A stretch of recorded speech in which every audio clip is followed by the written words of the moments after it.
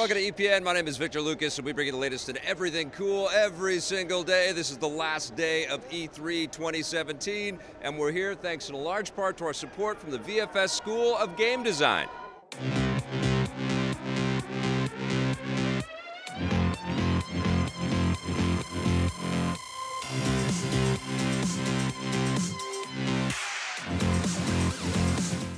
Thank you so much, Vancouver Film School. Now, this rundown is dedicated to all of you who have been watching our E3 coverage. We've been having a blast all week.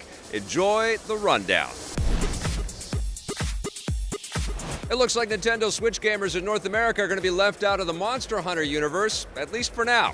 Capcom surprised everyone by announcing a massive new game called Monster Hunter World for the PS4, Xbox One, and PC, but some fans were disappointed to learn that the game isn't coming to the Nintendo Switch. Capcom recently announced that another game, Monster Hunter Double Cross, is coming to the Switch, but the problem is that, so far, they've only confirmed that the game is coming to the Switch in Japan. We caught up with Capcom's Mike Lund while he was slaying a Rathalos, and we pressed him on the Switch future of the franchise. No plans or no announcements at the moment. We do have, Japan is also, the franchise does very well in Japan. We've got things like Monster Hunter Double Cross coming out in their territories, but nothing to announce here just yet. So we get the request too, like we want Double Cross, we want this too. We want to focus on World for the West at the moment. Yeah. We want to make sure that the message for this title is strong, that it's a way for people to get in, for fans as well, to enjoy finally a Monster Hunter game on console and PC. So. Yeah. We're certainly gonna deliver on that promise. So it looks like they're only focusing on Monster Hunter World for the West at the moment. It's worth pointing out that Mike only said that they have no plans and no announcements to make at the moment about a Switch version of Monster Hunter World or a Western release of Double Cross on the Switch, so it could happen eventually. If we had to guess, we'd say that Capcom will almost certainly release Double Cross on the Switch in North America sometime after it hits the Switch in Japan this August. For now, Western gamers will have to make do with Monster Hunter World. We'll have more from our interview about that game soon. And you might be able to get your hands on a Switch by the time the Monster Hunter series arrives. Nintendo has once again stated that they're increasing their manufacturing output of the new system in order to meet demand. Speaking with IGN, Nintendo of America President Reggie Fils-Aimé says that they're scaling up production as quickly as they can with the goal of making it so that everyone who wants a Switch can actually get one.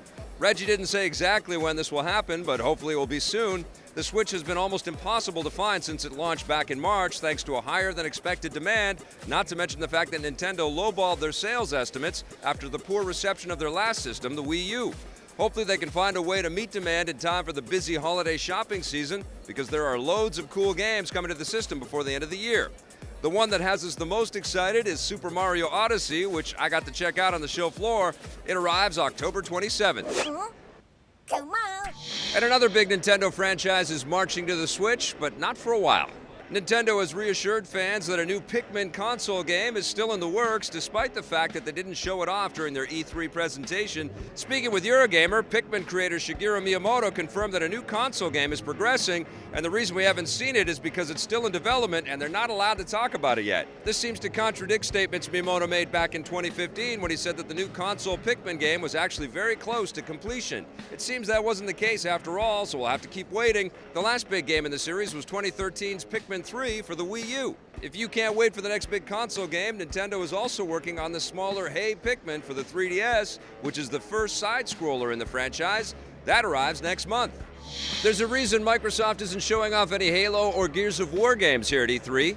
Their press conference earlier this week was noticeably light on AAA exclusives, with the only big first-party titles they showed being Crackdown 3 and Forza 7.